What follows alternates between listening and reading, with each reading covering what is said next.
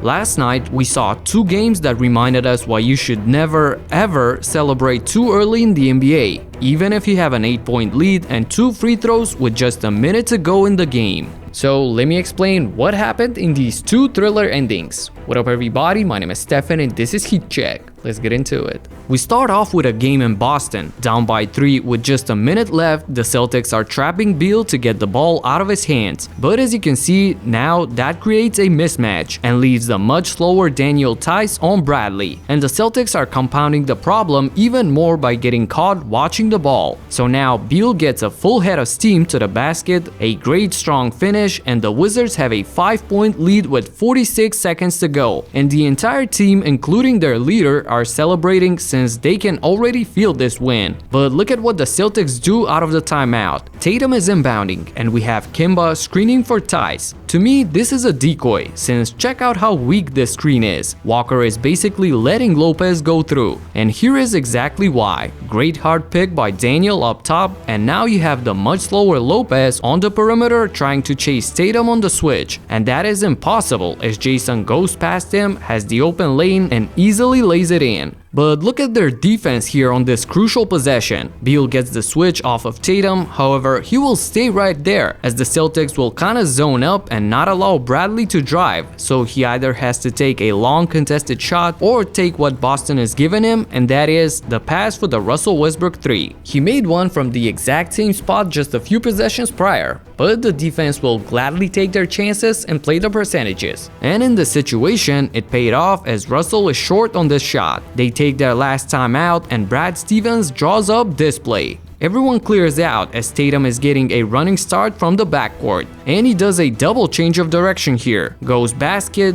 to the 3, and inside again, which shakes Beal off of him. The pump fake and the strong and tough finish to cut the lead to 1. And then the clutch defense. They trap Bradley and are disciplined enough to not go for the foul right away as they have him pinned against the baseline. And under huge pressure, he slips, giving the Celtics a chance for the lead. Everything is clear and the correct call was made. And after a tough inbound, the ball somehow gets to the hero of today's game. And I love his decisiveness on the third straight possession to not settle for a shot, but rather go inside and finish strong, as he does that once again with time winding down for the potential game winner. With 4 seconds to go, the Wizards have one last chance, but the Celtics kind of read what they were going to run. And instead of me just rehashing what I saw on Twitter, here's the original commentary from Half Court Hoops that I really loved, and I will link the Twitter handle in the description. The Celtics staff and players did a great job recognizing and adjusting the Wizards' go-to play for Bradley Beal,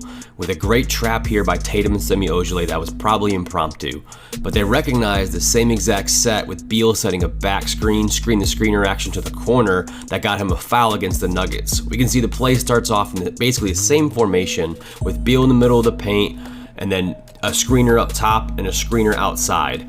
In the Celtics game, the adjustment was a little bit tighter from Neto on the out screen. But here we can see the Celtics staff looking at the alignment and recognizing that Beal is going to come outside. We can see them pointing and calling it out that Beal is going to curl to the corner, Beal is going to curl to the corner.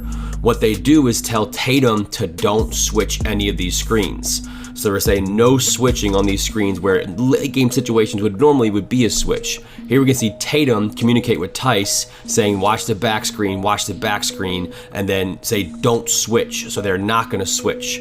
What happens next is Tatum gets on the ball side high. We can see the back screen here from Beal setting on Theiss. Theiss is going to get below the screen on the basket side and not get screened. Then Tatum is going to get on the high side, not allowing Beal to come directly off of that screen for a curl. Beal fakes up top and then curls to the corner anyways, where he's going to look to get downhill. Tatum does a good job cutting off the baseline. Probably an impromptu trap from Semi, and you can't make a better trap than that. Both feet connected, hands up in the air, in the corner, nowhere to go, and Beal has to force up a pretty tough contested 2, and Celtics close out the victory. Excellent explanation, so everybody make sure you follow Half Court Hoops. Boston win a tough game down by 5 with less than a minute to go.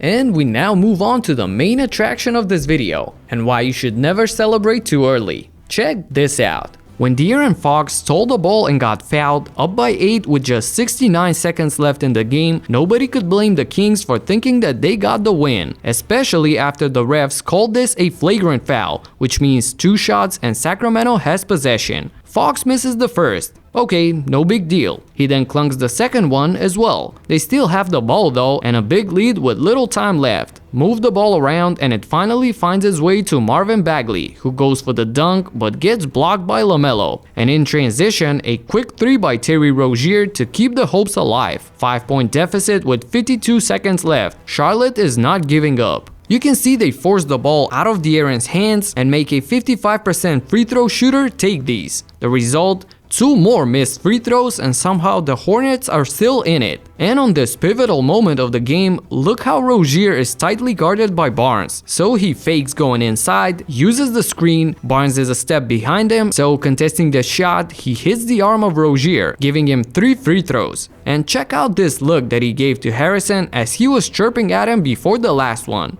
In these clutch moments, Scary Terry showed great poise and calmly knocked down all 3 of them. On the next play, Fox seemingly put things back in control as he was able to escape this double team, go to the basket, and finish with this beautiful floater to put the Kings up by 4 with 24 seconds left in the game. But there's a reason why the great Bill Simmons has Charlotte as his #1 League Pass team this season.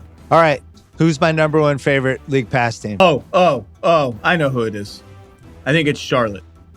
You're goddamn right, it's Charlotte! Out of the timeout, however, they don't really get anything, so in a scramble situation, PJ Washington goes to screen for Monk, and when he slips the pick and gets the pass, the defender is now trailing, meaning that he's running full speed to close out. So PJ hits him with a head fake, creates enough room for the shot, and it's been that kind of night for him as he knocks down the last 3 of his 42 points in this game. 1-point deficit, this is crazy. It gets even crazier though as the Hornets foul Sacramento's best free throw shooter and he misses the first. 5 straight free throw misses in a row for the Kings in the last minute, which sets up the final play. LaMelo brings it up the court, finds Monk, who hits the defense with this quick hesitation, creating just enough room for the drive. And look at this finish through contact for the basket and one with a chance to win the game at the line. Again, I love the hop step and the 2-foot jump as it gave him a chance to have enough strength to finish, but at the same time protect the ball from getting blocked and initiate the contact all at the same time. Amazing. Moments later, Malik put the cherry on top, swishing the free throw and securing the win with this epic comeback down by 8 with 69 seconds at the end of the game. And this is exactly why you never give up and play till the end, but at the same time, never celebrate too early either.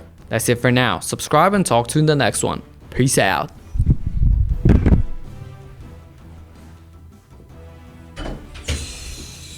Let's go. Let's go.